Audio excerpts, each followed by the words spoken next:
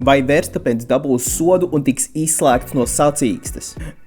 Labs jautājums. Jautājums, kam atbildi var parādīties jau nākamajā sacīkstē – Kanādā. Monreālas trase ir īstenībā diezgan viltīga trase. No vienas puses, jā, mums ir vairākas taisnes, bet vairākas taisnes nozīmē arī daudzi viltīgi bremzēšanas punkti. Tad arī trase ir ļoti smaga uz bremzēm, kā arī vairākiem līkumiem izejā tieši blakus ir siena. Vispopulārākā no tām – čempionu siena. Tas nozīmē ir 0 iespēja kļūdām. Kanāda kā parasti ir vēlā vakara sacīkste priekš mums Eiropā. Tad arī būs interesanti, vai mūs pie vakariņu galda gaidīs kādi īpaši pārsteigumi. Tad es nezinu, vai kāds ievēroja, bet man ir Mansele 92. gadā krekliņš. Un Kanāda būtu iemesls, kāpēc viņš negribētu atcerēties 91. gadu. Viņš bija stabilā vadībā, kad iesāka pēdējo apli, un tad viņš sāka māt skatītājiem. Rezultātā viņš brauca ar pārāk maz apgriezieniem, un viņam noslāpa dzinējs. Bet atlecam atpakaļ uz mūsdienām, kas tagad notiek formulā. Tika publicēts nākamā gada F1 kalendārs. Lielākā izmaiņa ir tas, ka Kanādas un Miami sacīkstes beidzot ir viena pēc otras, kā arī uz Ibolu mēs nākamgad nedodamies,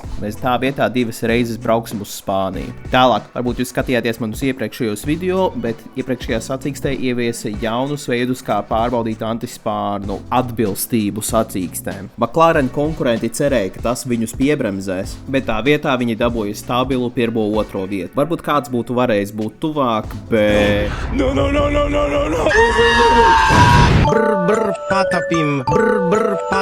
Tātad Verstapens tagad ir ļoti tuvu 12 soda punktiem. Ja viņš tos 12 punktus sakrās, tad viņam būs liegums nākamajā sacīkstē piedalīties. Pirmie punkti no viņa uzkrājuma atceļas jūnija beigās, bet līdz tam mums vēl ir 2 sacīkstes – Kanādā un Austrijā. Un Austrija ir viena no tām trasēm, kur daudzi bieži vien netīšām salasa daudzus soda punktus. Tā kā visas acis uz aktuālo čempionu, kā arī visas acis uz nākamo sacīksti Kanādā. Kas jūsuprāt uzvarēs? Ierakstiet komentāros!